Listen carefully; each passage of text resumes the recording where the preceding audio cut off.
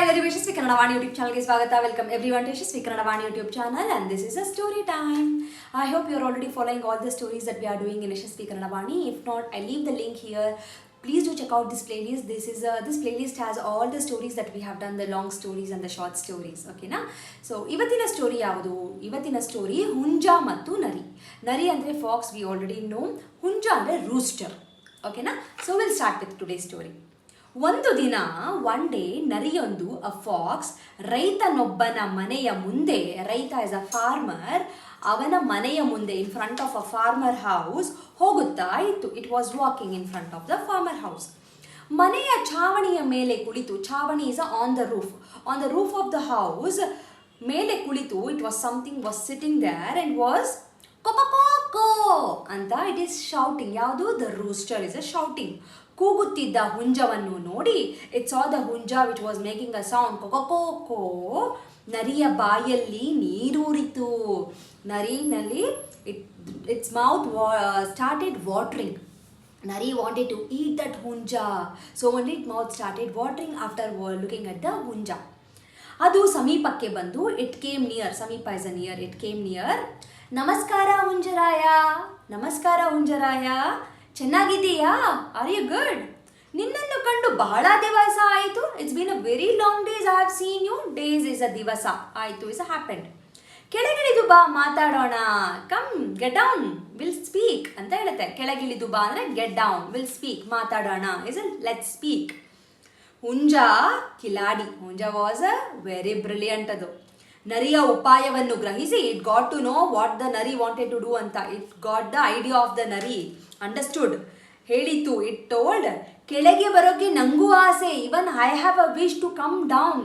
ನನಗೂ ಆಸೆ ಇದೆ, I want to come down. ಆದರೆ ಏನು ಮಾಡೋದು?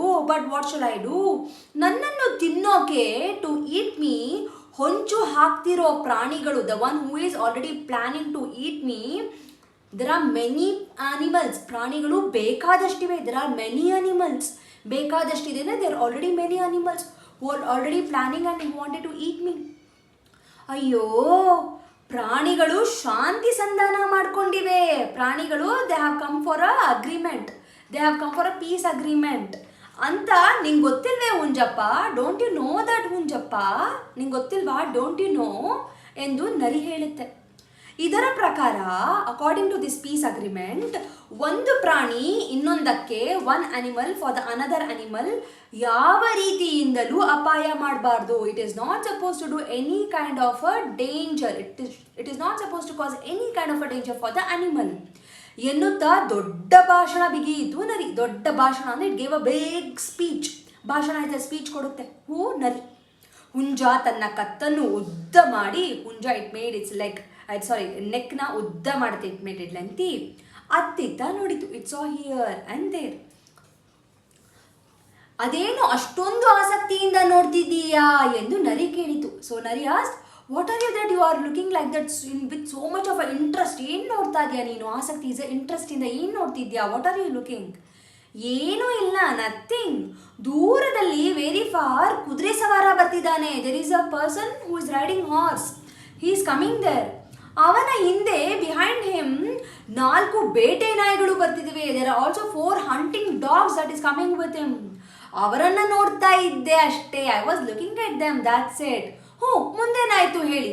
Tell me what happened next ಅಂತ ಹುಂಜ.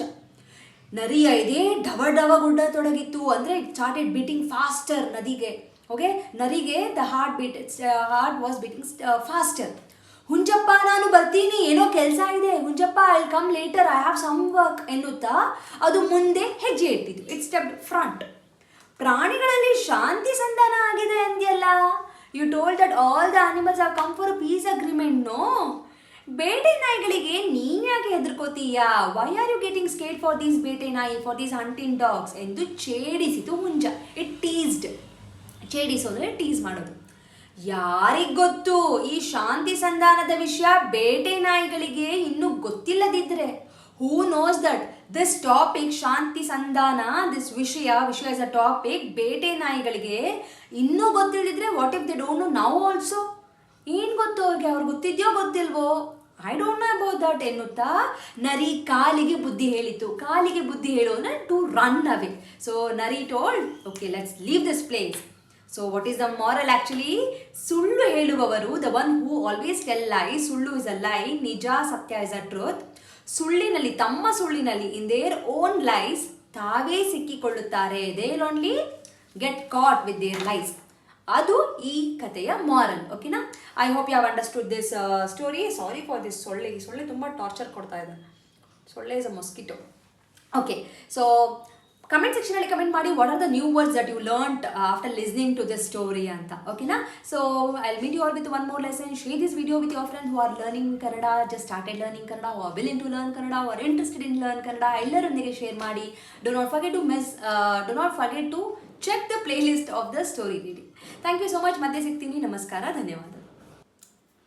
From Yashaswi Kannadavaani, there are many e-books that is being launched, even for children as well as adults. So for adults, the Spoken Kannada ebook part 1 is being launched, and the link for this is mentioned in the description box. Please go check it out the description box and purchase the book.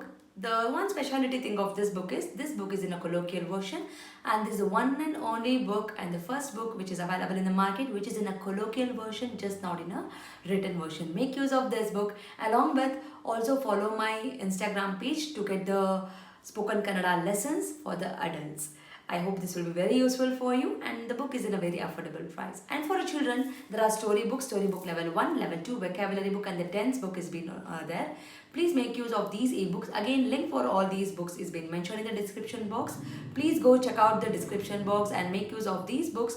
These books will help your children to make the sentence structures in a proper way, improves their language fluency, improves their vocabulary in a language, and actually it will bring too much of interest to them in Kannada learning. So make use of these books for your children.